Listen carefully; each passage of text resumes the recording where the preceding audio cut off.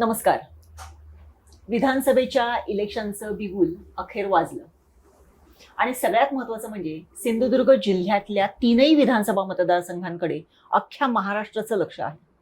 या विधानसभा मतदारसंघांमधून कोणाला उमेदवारी दिली जाईल, त्यांच्या विरोधातले उमेदवार कोण असतील आणि यावेळेसचं विधानसभेचं जे काही उमेदवारीचं आणि इलेक्शनचे जे काही रान उठणार आहे ते कसं उठणार आहे. एकूणच सिंधुदुर्ग जिल्ह्याच्या दृष्टिकोनातून जर बघितलं तर नेहमी असंच म्हटलं जाते की राणे फॅक्टर इथे प्रचंड मोठा चालतो. परंतु 2 टर्म पूर्वी एक असाच वेगळा आणि ऐतिहासिक असा इथे निकाल लागलेला होता आणि त्यामध्ये इथले विद्यमान आमदार वैभव नाईक यांनी तत्कालीन आमदार नारायण राणे यांना पराभूत केलं होतं आणि कुडाळ मतदारसंघामध्ये आमदार म्हणून ते स्वतः रुजू झाले होते. गेली 2 टर्म त्यांनी या कुडाळ विधानसभा मतदारसंघावरती आपलं अधिराज्य गाजवलेलं आहे.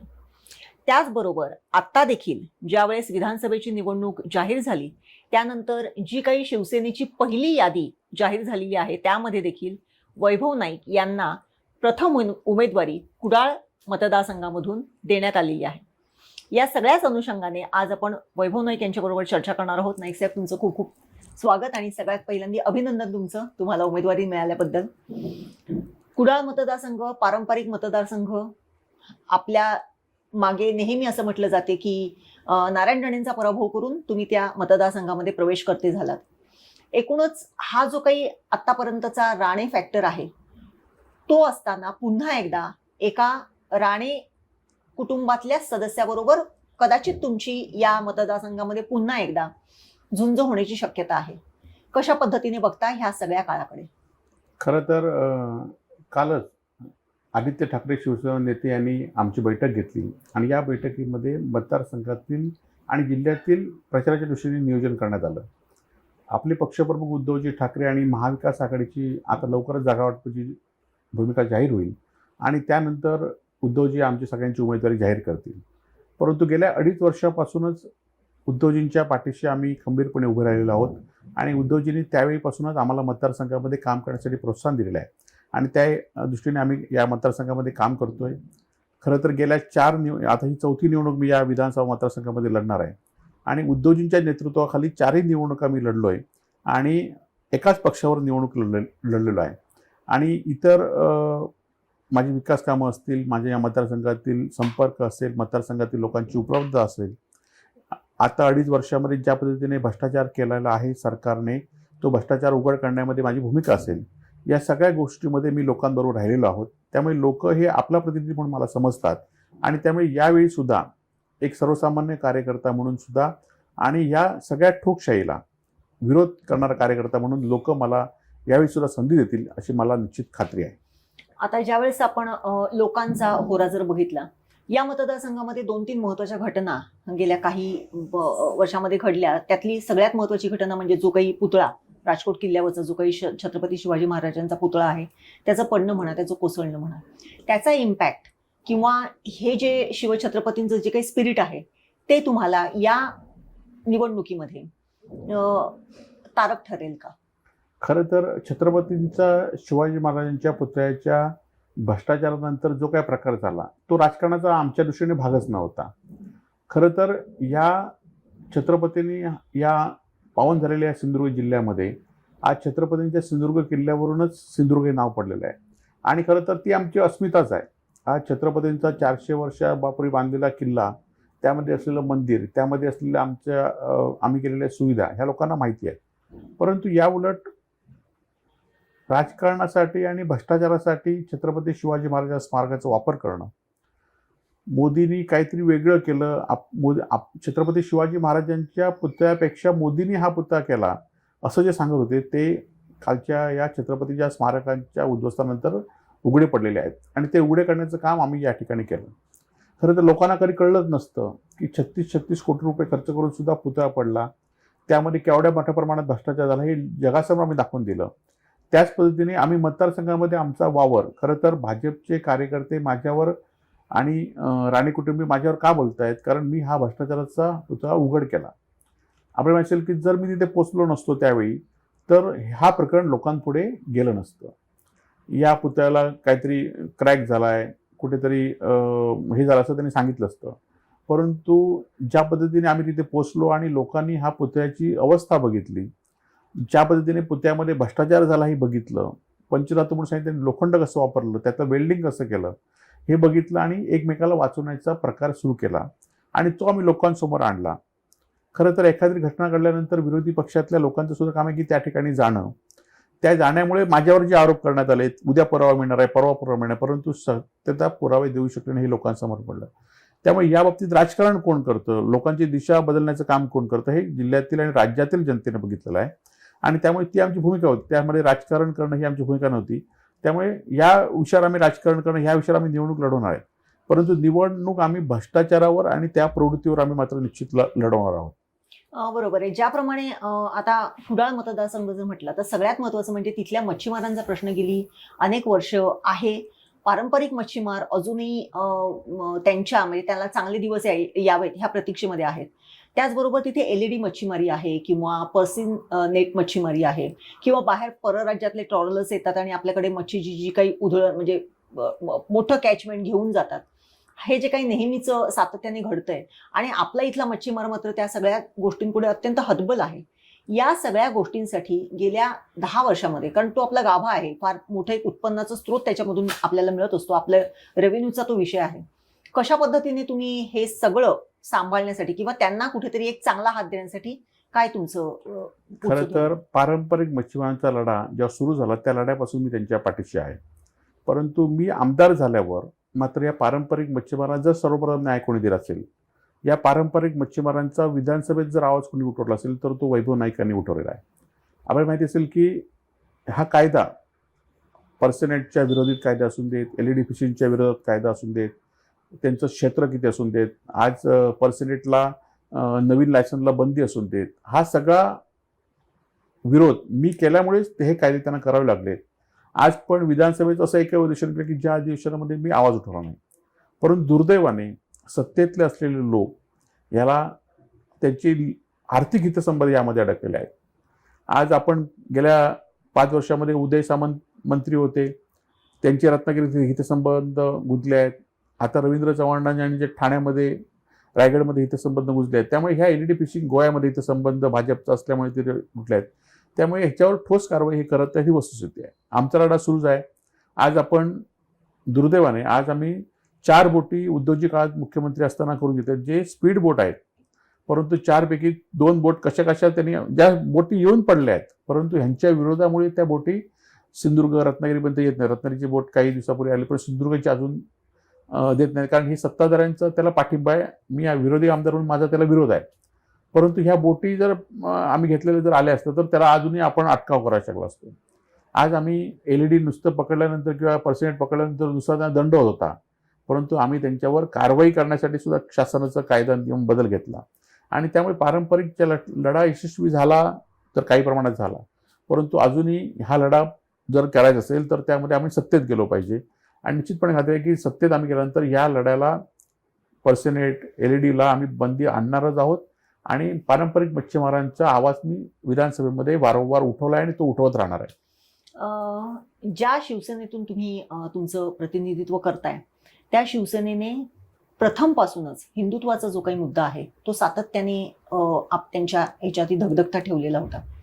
आजही शिवसेनेच्या पटलावरती किंवा शिवसेनेचा सर्वात मोठा अजेंडा हा हिंदुत्वाचा आहे, परंतु त्याचबरोबर किंबहुना त्याच्या पुढे जाऊन सातत्याने हिंदुत्वावरती आता आपले इथले जे काही आमदार आहेत किंवा भाजपच्या फ्रंटवरती खूप मोठ्या प्रमाणावरती त्याचा प्रचार आणि एक वेगळी आघाडी त्यांनी सुरू केलेली आहे. एकूणच हिंदुत्वाच्या मुद्द्यावरती पुन्हा एकदा तुम्ही कुडाळ मतदारसंघातल्या मतदारांकडे हा मुद्दा घेऊन जाणार आहात का? कारण हिंदुत्वाचा मुद्दा म्हणजे दुसऱ्या धर्माचा द्वेष, दुसऱ्या धर्माला अवाच्य शिवीगाळ असं नाही. तर हिंदूंचं रक्षण केलं पाहिजे, त्यांना मान सन्मानाने तो जगला पाहिजे. हा हिंदुत्वाची जी चरणं आहेत ती आपल्या जीवनामध्ये आणली पाहिजेत.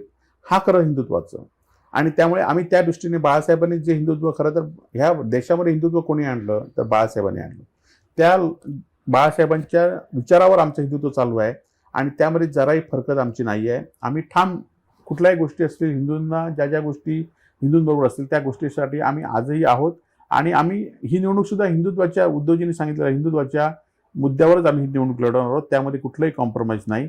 परंतु आज आपण बघितलं असेल की काही लोक काल काय बोलत होते आणि आज काय बोलतायत, काल कुठल्या धर्मा बोलत होते, आज कुठल्या धर्मा बोलतायत. त्यांच्या भूमिका ह्या राजकारणाच्या बाजूने आहेत, तर आमच्या भूमिका ह्या तत्वनिष्ठ आहेत, हिंदुत्वनिष्ठ आहेत आणि त्या आम्ही या मतदारसंघामध्ये घेऊन जाणार आहोत. आम्ही त्या दृष्टीने सुद्धा निवडणूक लढवणार आहोत. पुन्हा एकदा जेव्हा कुडाळ मतदारसंघाचा जेव्हा विचार होतोय त्यावेळेस निलेश राणेंना तिथून उमेदवारी मिळणार हे पहिल्यापासून सातत्याने चर्चेत येत होतं. आज परिस्थिती अशी झालेली आहे की निलेश राणे हे कदाचित शिंदे सेनेमध्ये जातील आणि तिथून त्यांना उमेदवारी मिळेल इथपर्यंतची परिस्थिती निर्माण झालेली आहे. मग एका शिवसेनेचे की ज्याचे दोन तुकडे झालेले आहेत, एक शिंदे शिवसेना आणि एक उद्धव बाळासाहेब ठाकरे शिवसेना, अशा वेळेस ज्यावेळेस दोन शिवसेनेचे उमेदवार समोरासमोर असतील त्यावेळेस मतांचं विभाजन होईल असं तुम्हाला वाटते का? खरं तर आता माझी उमेदवार मी सलग 4 वेळा एकाच पक्षातनं एकाच नेत्याच्या नेतृत्वाखाली घेतलेली आहे.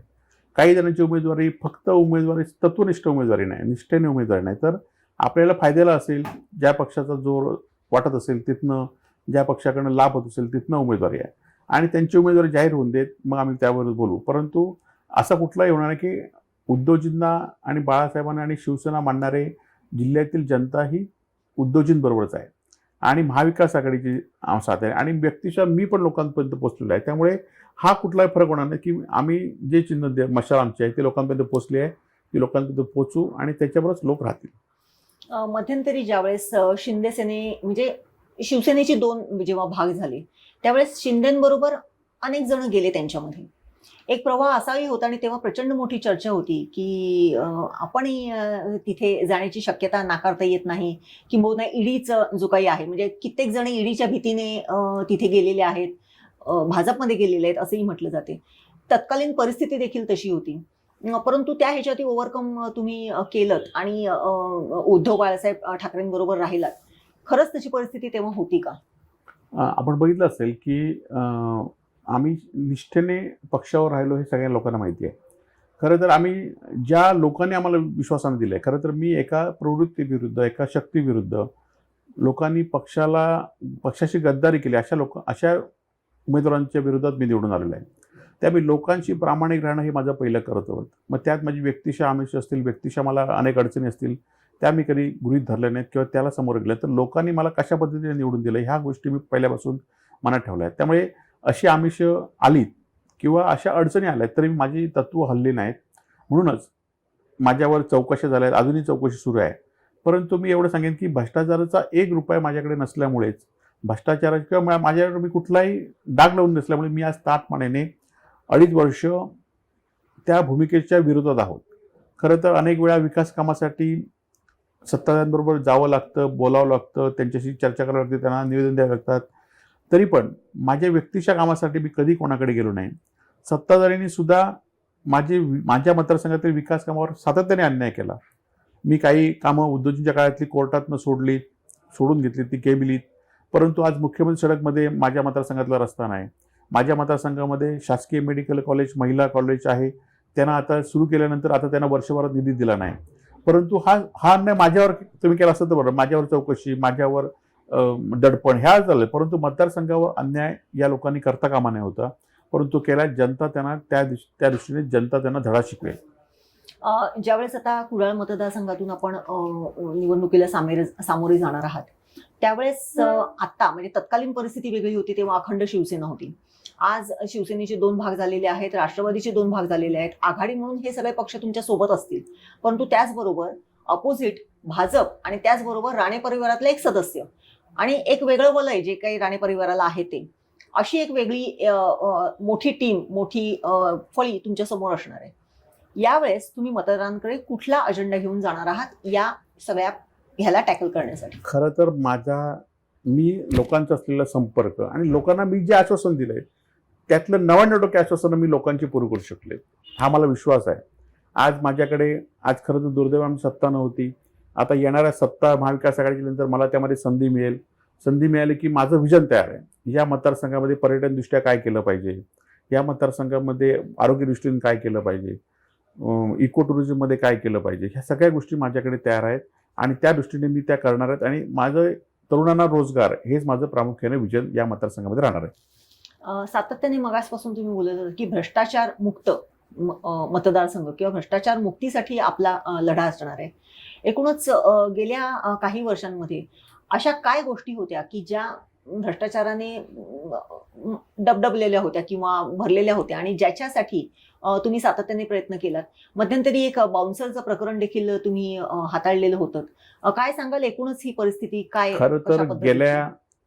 मी आमदार झाल्यानंतर सिंधुदुर्ग जिल्ह्यातील ठेकेदारी संघटना मोडून काढली.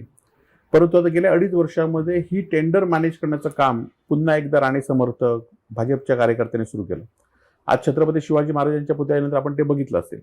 आता काल पण एखादं टेंडर मॅनेज करण्यासाठी भाजपच्या कार्यकर्त्याचा वापर होतच होता, परंतु आता सराईत गुंडेगारांचा बाउन्सरचा वापर करत होता. खरं तर ह्याला आमचा विरोध होता आणि तो आम्ही विरोध दाखवला आणि लोकांसमोर भ्रष्टाचाराला उघड केलंय. आज 2.5 वर्षामध्ये आपण अनेक कोटीची कामं आपण बघितलं असाल, परंतु ती सगळी कामं ही मॅनेज जाऊन ठराविक ठेकेदारांना देण्याचं काम या सरकारने आणि या सरकारला पाठिंबा देणाऱ्या सत्ताधाऱ्यांनी केलं आणि त्याला आमचा विरोध राहील. आज जिल्ह्यामध्ये ज्या पद्धतीने आपण बघितलं असाल की कुडाळचं रेल्वे स्टेशन असून देत, छत्रपतींचा पुतळा असून देत,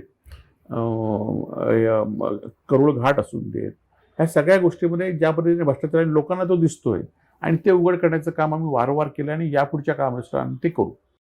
साहेब, शेतकऱ्यांच्या दृष्टिकोनातून जर बघितलं किंवा इथला जो काही आंबा बागायतदार आहे, काजू बागायतदार आहे, या सगळ्याच दृष्टिकोनातून जर बघितलं तर फळ पीक विमा ह्याचा जो काही प्रश्न आहे तो आपल्याकडे फार गाजलेला होता. एकूणच काय सांगाल या संदर्भामधली इथल्या शेतकऱ्यांना कसा काही दिलासा त्या माध्यमातून मिळू शकतो? खरं तर काजू आंबा हा फळपीक विम्याच्या आकृतीत येत नव्हता. उद्धवजी ठाकरे मुख्यमंत्री झाल्यानंतर आम्ही सातत्याने पाठपुरावा केला आणि काजू आणि आंब्यासाठी फळपीक विम्यामध्ये त्याची तरतूद करून घेतली. परंतु गेल्या 2-2.5 वर्षामध्ये आपण बघितलं असेल की शेतकरी त्यात आता फळपीक विम्यामध्ये चांगली शेतकऱ्यांचं नुकसान होत असतं. आज हवामानाचं सातत्याने बदलत असतं. सातत्याने बदलत्या हवामानामुळे शेतकऱ्यांचं नुकसान झाल्यानंतर ह्याला एक फळपीक विम्याची एक त्यांना मदत मिळते. पण आपण गेल्या वर्षी बघितलं की गेल्या वर्षी फक्त 2 वर्षापूर्वी योजना सुरू झाली, 3 वर्षापूर्वी 20 कोटी 25 कोटी अशा लोकांचा प्रीमियम होता. परंतु यावर्षी जवळजवळ गेल्या वर्षी शेतकऱ्यांना जवळजवळ 78 पेक्षा जास्त कोटी रुपये शेतकऱ्यांना मिळाले. आता ह्या वर्षी शेतकऱ्यांनी प्रीमियम जवळजवळ 50 कोटी रुपयापेक्षा भरला आणि म्हणजे शेतकरी शासन आणि ह्यांनी. परंतु ह्या वर्षी 200 कोटी रुपयाचं नुकसान झालं होतं, ते अपेक्षित होतं. परंतु फक्त रिलायन्स कंपनीने आमच्या शेतकऱ्यांना फक्त 78 कोटी रुपये दिले आणि आता आमची आंदोलनं सुरू आहेत. आम्ही रिलायन्स कंपनी नको म्हणून सुद्धा पुढच्या वर्षी आम्ही शेतकऱ्यांना भरले आहेत. आज गेल्या वर्षी शेतकऱ्यांना जो फायदा झाला तो आमच्यामुळे झाला, हे लोक शेतकरी मान्य करत आहेत. यावेळी सुद्धा की आम्ही हवामान केंद्र नव्हती, आपल्याकडे 78 हवामान केंद्र आम्ही सुरू केली. आमचे पालकमंत्री असताना आम्ही सातत्याने पाठपुरावा केला आणि हवामान आधारित केंद्र 78 या जिल्ह्यामध्ये सुरू आहेत की आपल्या जिल्ह्यामध्ये दरी खोऱ्याचा जिल्हा आहे, एकीकडे वेगळं हवामान असतं, दुसरीकडे वेगळं असतं आणि त्यामुळे या शेतकऱ्यांना 100 कोटी रुपये देण्याचा आमचा नुकसान झालेल्या शेतकऱ्यांना देण्याचा आमचा हे आहे. आज त्याचबरोबर आपल्याला असेल की हमीभाव, भाताला हमीभावाचं सातत्याने विधानसभेमध्ये मी आवाज उठवत असतो आणि आता जवळजवळ 2200 रुपये त्याला बोनस. परत ती ऑक्टोबरपासून केंद्र जवळजवळ 42 पेक्षा जास्त केंद्र आम्ही सुरू केली, जी आधी पहिल्यांदा 5-6 केंद्र होती आणि भाताला जास्तीत जास्त दर देण्याचं काम, त्याचं खरेदी करण्याचं काम. ज्याप्रमाणे आपण बघितलं की विदर्भामध्ये हजारो केंद्र असतात, परंतु आपल्या जिल्ह्यामध्ये ती हे नव्हती, ती आम्ही हे केली की जास्तीत जास्त लोकांनी शेती केली पाहिजे, भात पिकवलं पाहिजे, ते सरकारने विकत घेतलं पाहिजे, व्यापाऱ्यांच्या तावडीतून ते सुटलं पाहिजे. यासाठी आम्ही आंदोलन केले आणि त्याला आता यश मिळते हळूहळू. या मतदारसंघांमध्ये युवकांचा भरणा खूप मोठ्या प्रमाणावर आहे, त्याचप्रमाणे महिलांचं, म्हणजे एकूणच सिंधुदुर्ग जिल्ह्यामध्ये महिला मतदारांचं प्रमाण जास्ती आहे. या सगळ्या दृष्टिकोनातून आता लाडकी बहीण योजना आहे की जी एक गेम चेंजर योजना ठरू शकते असं म्हटलं जातंय. त्याचबरोबर युवकांचा रोजगार हा एक युवकांना मिळणारी रोजगारी हा एक महत्वाचा मुद्दा आहे. ह्या दोन्ही अनुषंगाने तुम्ही कशा पद्धतीने कन्व्हिन्स कराल? नाही, आता खरं तर लाडकी बहीण योजना ही योजना महिलांच्या दृष्टीने हितकारक आहे आणि आम्ही सुद्धा सरकार आल्यावर आघाडी सरकारने आता मॅनिफेस्टो येईल, त्यामध्ये आम्ही सुद्धा ती योजना 2000 रुपयेपर्यंत महिलांना देण्याचं आम्ही धोरण अवलंबणार आहोत आणि ते पैसे महिलांना मिळणार आहेत. महिलांच्या घर खर्चाला मदत करण्याचं हे काम आम्ही पण सुरू ठेवणार आहोत. परंतु महिलांना रोजगार मिळाला पाहिजे, तरुणांना रोजगार मिळाला पाहिजे. यासाठी खरं तर आज अनेक उद्योग गुजरातला गेले आपण बघताय. या ठिकाणी बाजूच्या गोव्यामध्ये जर मेडिकल कारखान्यांचा हब होऊ शकतो, तर आपल्याकडे का होऊ शकत नाही? खरं तर गेल्या 5 वर्षामध्ये उदय सामंत, नारायण राणे मंत्री असून सुद्धा आडाळीमध्ये एकही उद्योग सुरू करू शकला नाही, ही वस्तुस्थिती आहे. आज कुडाळ एमआयडीसीमध्ये जागा अपुरी आहे, पण तिथे पण आता आमची जी जागा आहे ते सगळे उद्योग सुरू आहेत. मी यायच्या आधी काही जागा व्यावसायिक करण्यासाठी, व्यापारी करण्यासाठी दिल्या, त्या आम्ही लोकांकडून काढून घेतल्यात आणि उद्योगांकडे देण्याचं काम केलं आहे. आजही आपण फूड प्रोसेसिंग, आज आपण बघितलं असेल की काजूवर जो हमीभाव असेल, काजूवर माझी भूमिका असेल, काजू आंब्यावर पीक विमा असेल, हे धोरण कोणी वापरलं? पीक विम्यासाठी जिल्ह्यातल्या जनतेला जागरूक करण्याचं काम आम्ही केलं आणि त्यामुळे कोट्यावधी रुपये जनतेला मिळाले. ह्यावर्षी अन्याय झाला त्याच्यावर आम्ही आवाज उठवत आहोत आणि अशा सगळ्या गोष्टी ज्या रोजगाराच्या असतील, ज्या शेतकऱ्यांच्या फायद्याच्या असतील, त्या आम्ही निश्चित करत राहू. सगळ्यात शेवटी म्हणजे मतदारांच्या दृष्टिकोनातून आता तुम्ही त्यांच्यापर्यंत पोहोचलेले आहात. तुमच्या घरभेटी, गावभेटी ह्या सातत्याने सुरू असतातच. मतदारसंघामध्ये सुद्धा प्रत्येक घराघरामध्ये जाणारा आमदार म्हणून तुमची एक वेगळी ओळख आहे. हे सगळं सुरू असताना आता पर्टिक्युलरली हे जे इलेक्शन आहे, विधानसभेचे इलेक्शन, त्यात करून कुडाळ मतदारसंघ हा संपूर्ण महाराष्ट्राचं लक्ष कुडाळ मतदारसंघाकडे राहणार आहे. या दृष्टीने वैभव नाईक म्हणून तुमचं एक वेगळं असं जे काही स्थान असेल किंवा वेगळं असं तुमचं जे काही तुम्ही तिथे काही करणार आहात, जो काही चमत्कार करणार आहात, तो कशा पद्धतीचा असेल? नाही, खरं तर माझं वेगळं स्थान हे लोकांमध्ये आहे. लोकांनी मला सर्वसामान्यांचा आमदार घेतलेला म्हणून संबोधलेलं आहे आणि सामान्य लोक माझ्याकडे येतो. सामान्य लोकांचे छोटे छोटे प्रश्न असतात, ते सोडवण्याचा प्रामाणिक प्रयत्न मी गेल्या 10 वर्षामध्ये केलेला आहे. आज तेच प्रश्न विकासाचे असतील, सर्वसामान्य लोकांचे प्रश्न असतील, अन्यायविरुद्ध असेल, ह्या सगळे प्रश्न लोक माझ्याकडे घेऊन येतात आणि त्यांना मी न्याय देण्याचा प्रामाणिक प्रयत्न करत असतो. आज काही लोक निवडणूक आल्यात की फिरतील, परंतु मी गेल्या 10 वर्षामध्ये एकही दिवस आला की माझा मतदारसंघाशी संपर्क नाही. मतदारसंघामध्ये माझ्या अडचणी लोकांच्या अडचणी मी सोडवल्या नाहीत. या सगळ्या घेऊन लोकांमध्ये मी जाणार आहे की लोकांचे प्रश्न जे पद्धतीने सोडवले ते लोकांपुढे मी घेऊन जाणार आहेत. लोकांचे न सोडवलेले प्रश्न मी लोकांपुढे घेऊन जाणार आहेत आणि मला खात्री आहे की लोकांनी मला विश्वास पुन्हा एकदा देतील आणि पुन्हा एकदा माझा विजय या लोकांच्या कुडाळ मालवणच्या जनतेच्या निश्चित केलेला आहे आणि तो माझा होईल. एकूणच आपण बघितलं, शिवसेना की एकसंध होती. त्या शिवसेनेचे 2 भाग झाल्यानंतर एका भागामध्ये राहिलेले आमदार, विद्यमान आमदार कुडाळ मालवण मतदारसंघाचे वैभव नाईक पुन्हा एकदा आपलं नशीब आजमावत आहेत या विधानसभा मतदारसंघातून आणि पुन्हा एकदा त्यांच्या दृष्टीने त्यांचा एक पारंपरिक विरोधक त्यांच्यासमोर उभं ठाकण्याची शक्यता आहे. शिवसेनेचे 2 पाठ झालेले आहेत.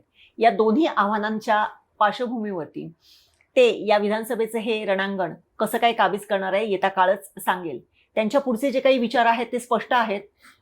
भ्रष्टाचार मुक्त आपला सिंधुदुर्ग जिल्हा किंबहुना कुडाळ मतदारसंघापासून असावा आणि सर्वसामान्य लोकांचे प्रश्न सोडवण्यासाठी आपण सातत्याने कार्यरत राहू असं त्यांनी जरी सांगितलेलं असलं तरी त्यांचा जो काही आताचा जो काही सर्वसामान्य लोकांपर्यंत पोहोचण्याचा जो काही झंझावात आहे तो तसाच सुरू आहे. निश्चितच त्यांच्या उमेदवारीवरती त्यांचा विरोधक कोण असेल, त्यांचा प्रचाराचे मुद्दे काय असतील आणि एकूणच या दिवाळीच्या नंतर जे काही इलेक्शन होणार आहे त्याचे फटाके, विजयाचे फटाके कोण फोडणार आहे हा येता काळच समजून जाईल. या संपूर्ण पार्श्वभूमीवरती नाईक साहेबांनी आपल्या बरोबर जो काही संवाद साधला त्याबद्दल संपूर्ण कोकण 7 लाईव्हच्या परिवारातर्फे त्यांचे खूप खूप धन्यवाद.